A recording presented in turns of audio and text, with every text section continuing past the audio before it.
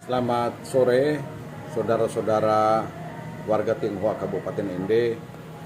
Pada kesempatan sore ini, saya mengajak saudara-saudara untuk berpikir dan merenungkan sejenak tentang keberadaan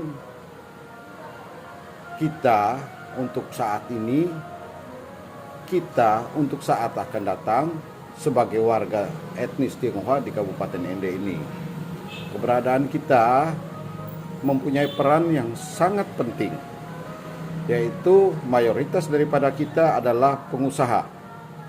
Dalam kacamata saya, pengusaha Tionghoa adalah pahlawan ekonomi yang tidak bisa tidak diakui oleh pemerintahan daerah atau instansi apapun. Untuk itu, kita hadir di Kabupaten Ende bukan hanya sekedar kita mencari makan, namun lebih dari itu kita harus punya kegiatan sosial seperti yang sudah dilakukan oleh sesepuh kita, ya, dari toko dulu Flora Karya, toko Flora Karya, orang tua Flora Karya, terus yang Fusen. Dan sekarang kita generasi ketiga mungkin yang harus bisa mengelola paguyuban Tionghoa ini atau persatuan Tionghoa Kabupaten Ende ini lebih baik dan lebih bernilai tinggi. Mungkin bukan hanya masalah kegiatan sosial saja, tetapi kekompakan kita, kebersamaan kita, dan keberanian kita di dalam menghadapi segala bentuk hambatan, segala bentuk ancaman, segala bentuk intimidasi. Kalau kita belajar di Kalimantan, di Pontianak, di Medan, atau di beberapa komunitas Tionghoa yang cukup banyak di beberapa daerah di provinsi Indonesia ini, mereka tidak bisa dipermainkan oleh siapapun karena mereka kompak dan bersatu. Ya, mereka melakukan kegiatan sosial. Ada yang jadi politikus, ada yang jadi anggota DPR, bahkan ada yang jadi bupati, ya, dan sebagainya. Nah,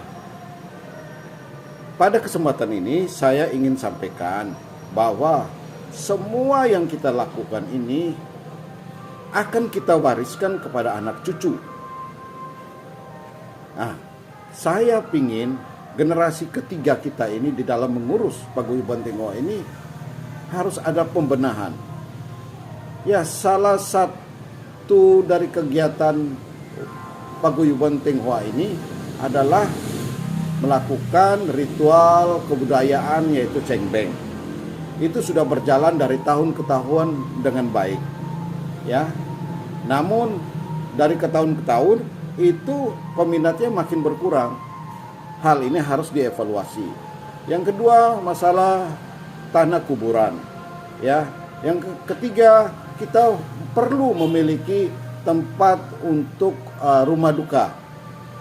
Ya, selain daripada kegiatan sosial yang seperti pada hari Lebaran kita membagi sembako kepada warga Muslim, hari Natal kita membagi sembako pada masyarakat Kristen, baik Protestan, Katolik, Pentakosta, dan lain sebagainya.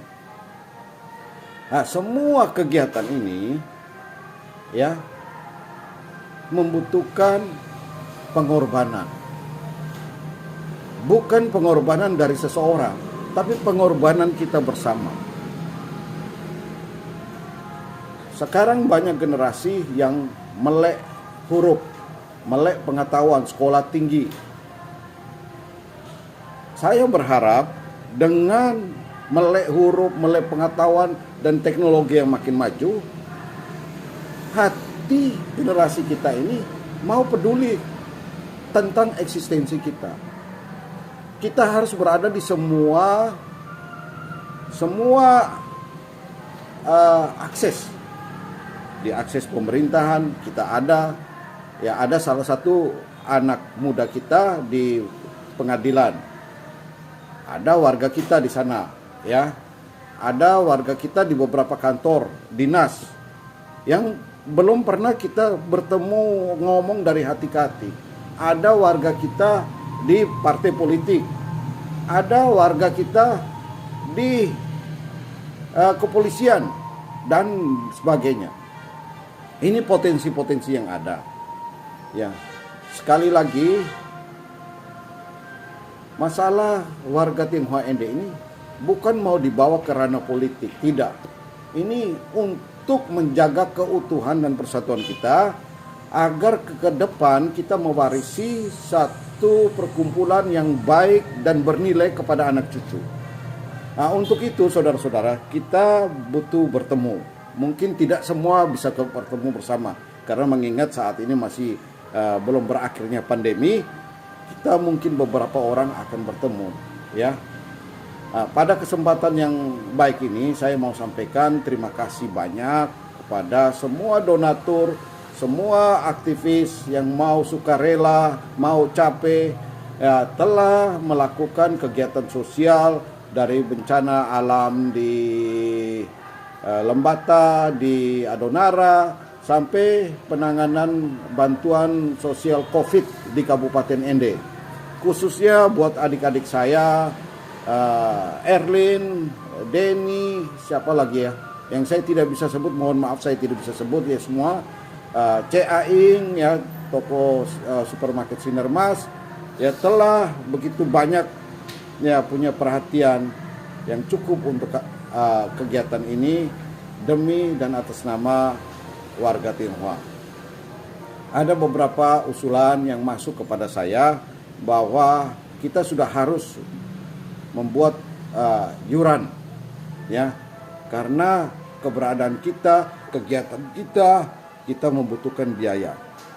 Bahkan biaya ini bukan hanya untuk sembako atau kegiatan sosial apalah, tetapi biaya ini, yuran ini bisa membuat untuk membantu warga kita yang tidak mampu dalam keadaan sakit untuk berobat, ya, untuk banyak hal, ya. Sudah banyak kali dicanangkan dari generasi sebelumnya untuk adanya yuran, tetapi mandek di jalan. Saya berharap banyak, ya, bahwa ini bisa terrealisasi dengan hati yang tulus, ya. Bukan untuk kepentingan seseorang, tetapi kepentingan kita bersama. Ya. Saya pikir masih banyak hal yang perlu kita duduk berbicara tentang banyak hal. Salah satu dari dunia usaha, ya, dunia perizinan, dunia hukum yang menyangkut dagang, yang menyangkut hukum, pajak, ya, kita perlu duduk bersama dan kita bersatu, kita kompak, maka semua masalah besar itu akan jadi masalah kecil, ya. Saya pikir begitu saja.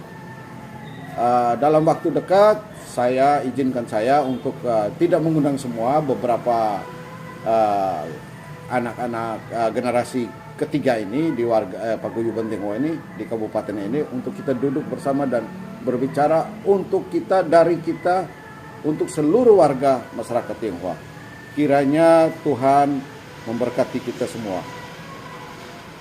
Selamat sore.